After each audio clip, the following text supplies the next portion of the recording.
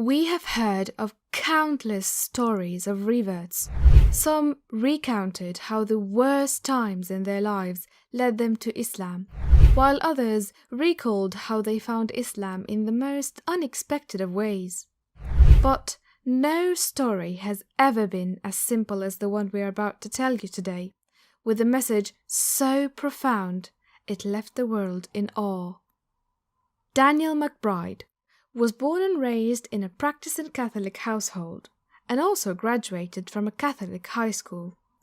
Being exposed to religion so often led him to naturally become curious about God, the creation, and beliefs. All he knew and believed was that there is one creator that holds power over all, and Daniel's primary concern was how he could worship the Almighty the right way. Was he really doing enough? Are the ways of worship he was taught even right? Why did they believe in God, the Creator, and the Father, when there was only one who runs the universe? Such questions plagued McBride's mind, and he could not find a good enough answer for even one of them until he got a hold of Malcolm X's autobiography in chiropractic school. McBride read over how Islam had completely changed the African American minister's outlook on life, took him from the trenches, and sent him on a pilgrimage to Mecca, where he came back renewed. McBride became curious and wanted to know more. As he delved into researching about Orthodox Islam, he knew he couldn't be a part of the Nation of Islam, since it was primarily focused on black Muslims, and he was a white South African man. Then, a friend gifted him the Holy Book of Quran and suggested that McBride read it to understand the crux of Islam. Naturally, McBride went home, opened up the Divine Book, and thoroughly read the English translation.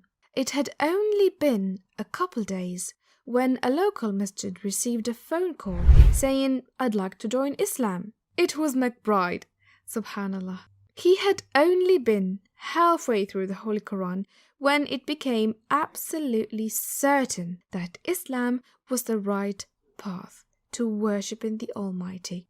It was truly monotheistic. It talked about the prophets that McBride had studied about and presented a beautiful unison of ideas that made complete sense. The decision became unquestionable. The Imam from the masjid called him over for a chat, and in under 5 minutes, McBride was given the green signal to take his shahada and testify his faith to officially become a Muslim. Subhanallah, may Allah also grant us all such profound tawakkul. Dr. Daniel Abdurrahman McBride, now a Muslim, started to follow the Holy Quran religiously.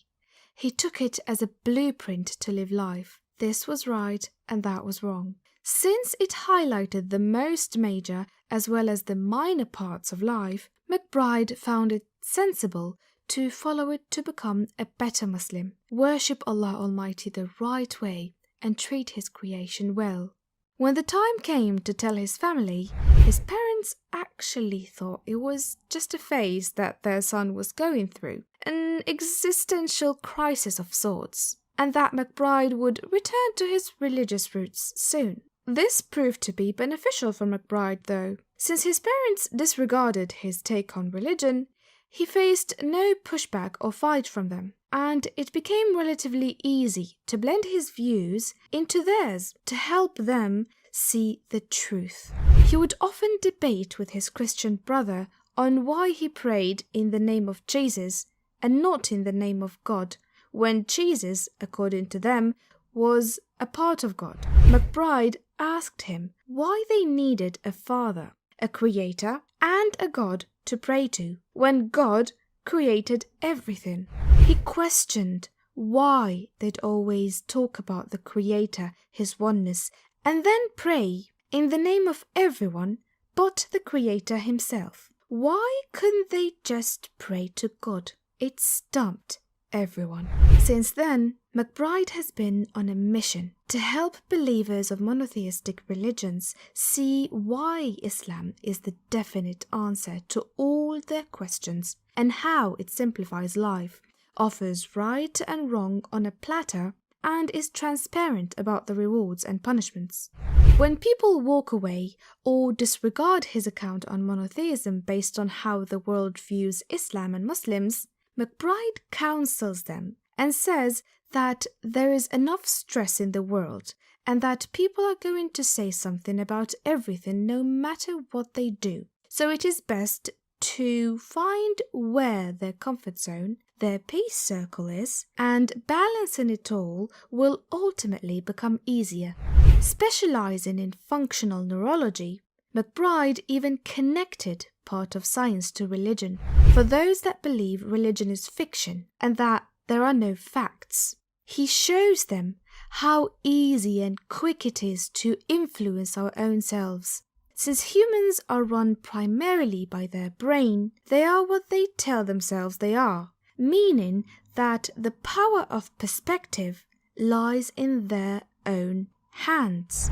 McBride references the translation of Surah Alaq, verse 15 and 16, where Allah Almighty mentions the forelock, which is a lock of hair on the forehead, implying that all bad decisions made by a human will be inhibited by seizing the forelock. Fast forward 1500 years, science now reveals that the final decision for all good and bad actions are taken by the frontal lobe of the brain, or the forelock. This goes to show that Islam is truly a genuine religion. It speaks the truth, guides its followers to what is right and what is wrong, and even offers a scientific explanation for it all. To McBride, this is exactly why he became a Muslim, and the reason he is at peace with worship today. McBride has worked as a firefighter, certified strength and conditioning specialist, a physical education teacher, and now as a chiropractor. In all his endeavors, he has learned that it doesn't matter how much one preaches the truth and how much one references facts from fiction. What matters is that people see what the religion has to offer, a policy of show, don't tell. If they do not see Iman and Tawakkul in a Muslim, they will never believe in the oneness of Allah. If they don't see how much discipline it has to offer, they will never want to pray the 5 daily prayers. If they do not understand the benefits of fasting, they will never be able to stomach Ramadan. When McBride tested his policy on his co-workers, he saw a huge difference in their manner. When there would be food brought over, they'd kindly inform the giver that McBride strictly ate halal. If someone cursed at the office, they'd sincerely apologize to McBride. Keep in mind, some of them actually voted for Trump's presidency. But because McBride's actions spoke for themselves, it was only a matter of time until they took his religion seriously and respected it despite their views. Now, a married man with a wife who is also a Muslim revert, 4 kids, and lots of books authored and published, McBride is changing the world. MashaAllah.